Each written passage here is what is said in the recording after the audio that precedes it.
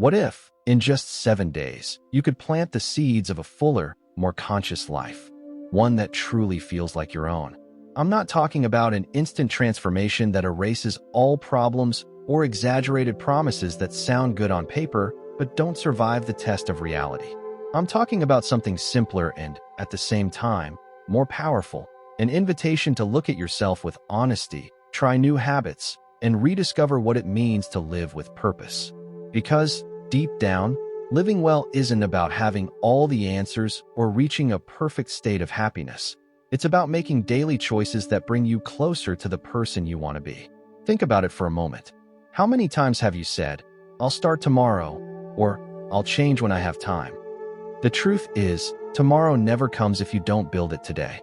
Studies suggest that up to 95% of people live trapped in automatic routines, held hostage by habits that distract them from what truly matters. They wake up, scroll through their phones, chase lost time, and by the end of the day, feel that subtle emptiness, the sense that something is missing. But you don't have to be one of them. These 7 days are your chance to break that cycle, to prove to yourself that small actions, done with intention, can change everything. This isn't a magic plan that will fix your life in a week. It's an experiment, a mirror to reflect on your time, your body, your mind. An opportunity to ask, what do I want to build? And more importantly, to start answering that question with actions, not just thoughts. So, take a deep breath. Grab a notebook, a pen, or just your willingness to try something new. Let's explore these 7 challenges together. 7 steps that could be the beginning of something much bigger. Challenge 1. Wake up at 5 a.m. Imagine this scene. The sky is still painted in deep blue, perhaps with the first hints of light on the horizon. The silence is almost tangible, interrupted only by the soft sound of your breathing or the distant hum of a lone car. Waking up at 5 a.m. isn't just about setting an alarm. It's a choice to take control of your day before the world does. It's about creating a sacred space, a moment that belongs only to you, before notifications, emails, and external demands start clamoring for attention. Why 5 a.m.? Because the start of the day is like the first brushstroke on a blank canvas. If you begin late, reacting to chaos, you've already lost the chance to set the tone. But if you wake up early, intentionally, you gain something rare: time for yourself. Time to think, plan, or simply exist without rush. The Greek philosophers knew this. Time is the most valuable resource we have, and how we use it defines who we are. Waking up at 5 a.m. is a way to honor that idea. Of course, it won't be easy on the first day. Your pillow will feel softer, your blanket warmer, and your mind will come up with 1,000 excuses. Just 5 more minutes. Today won't make a difference. But it's in that very moment of resistance that the challenge comes to life. Get up anyway. Put your feet on the floor, wash your face, take a deep breath. Use this time for something that fills you up. Write in a journal, meditate for 10 minutes, read a few pages of an inspiring book, or simply sit with a cup of tea and listen to the silence. Don't worry about being perfect. The goal is to start. And every day you win this morning battle, you build a quiet confidence that carries over into the rest of your life. Think of someone like Benjamin Franklin, who said, "Early to bed and early to rise makes a man healthy, wealthy, and wise." He used his mornings to plan, reflect, and align his goals.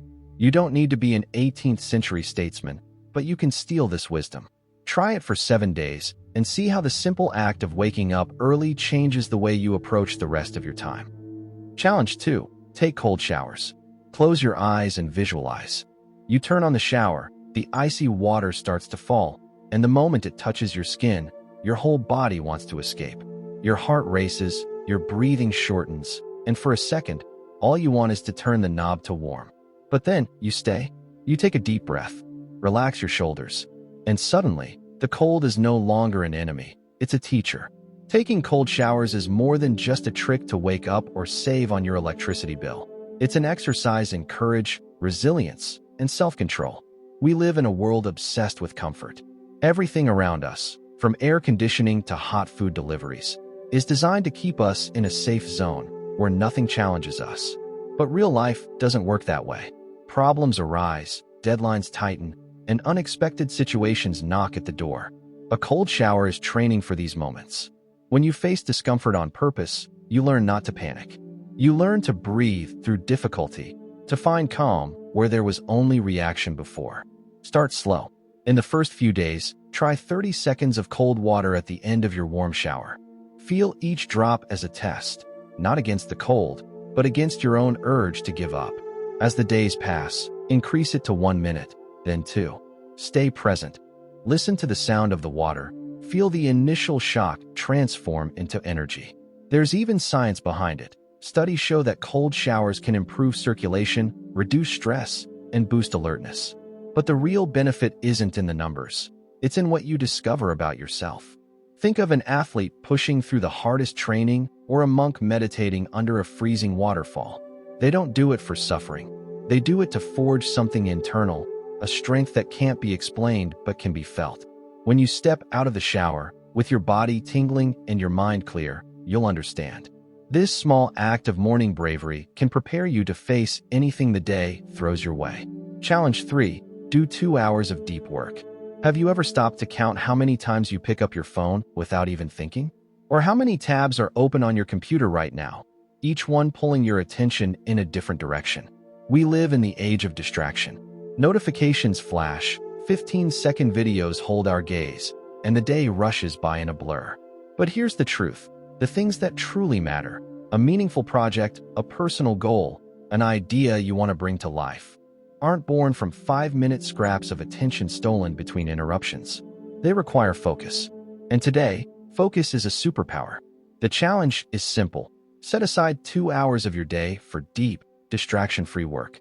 Choose something that truly matters, something you've been postponing out of laziness or fear, or something that, if completed, would bring you genuine pride. It could be writing a report, studying a new language, planning a business, or even organizing your finances. What matters is intention. Turn off your phone, or put it in airplane mode, close irrelevant tabs, and let those around you know you need silence. If music helps, choose instrumental tracks with no lyrics to pull your thoughts away. And then, begin. The first few minutes will be internal chaos. Your mind will suddenly remember an urgent email or a message that needs a reply. You'll feel an almost irresistible urge to check something, anything. But resist. Focus is like a muscle. It hurts at first, but it gets stronger with practice. Use a timer if needed. 25 minutes of work, 5-minute breaks, Pomodoro style, until you reach 2 hours. The goal isn't to finish everything, but to be fully present while working. Think of someone like J.K. Rowling, writing Harry Potter in noisy cafes, or Einstein, diving into equations for hours on end. They didn't have superpowers, they had discipline. And when you finish these 2 hours, you'll feel something rare, the satisfaction of creating with purpose. This isn't about obsessive productivity. It's about reclaiming control over your attention in a world that tries to steal it every second. Challenge 4. Exercise every day. Your body is the foundation of everything.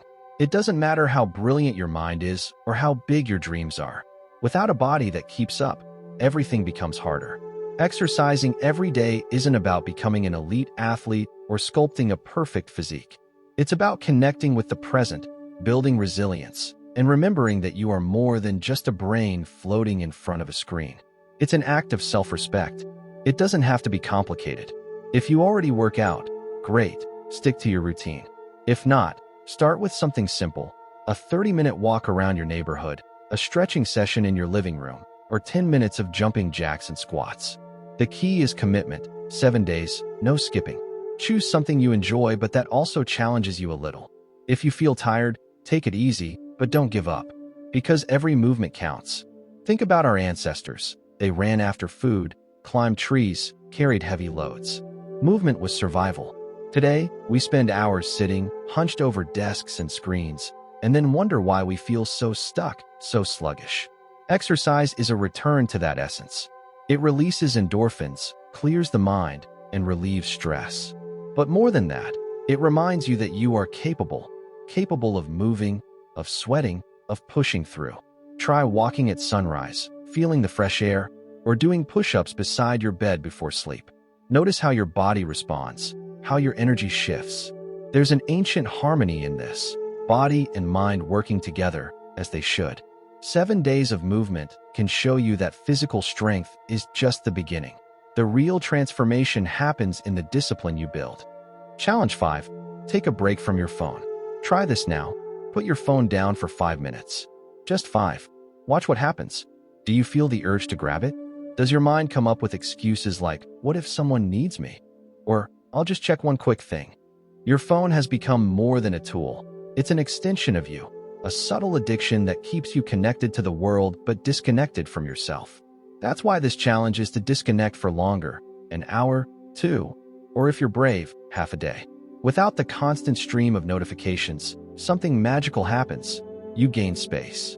Space to hear your own thoughts, to notice the world around you, the sound of birds, the smell of coffee, the texture of a book in your hands. This isn't about rejecting technology. It connects us, informs us, entertains us. But tools should serve us, not control us. When you put your phone down, you realize how much it takes from you. Time, attention, presence. Use this time for something simple and human. Cook a meal slowly, enjoying every step. Write a handwritten letter to someone you love. Sit outside and watch the clouds. At first, the silence might feel strange, even uncomfortable. But soon, it fills up, not with noise, but with life. And when you pick up your phone again, it will feel different. You'll use it with purpose, not out of habit. 7 days of this digital detox can show you just how much control you have over your time and how truly precious it is. Challenge 6. Read for 1 hour a day. Books are like windows into other worlds, other minds, other possibilities.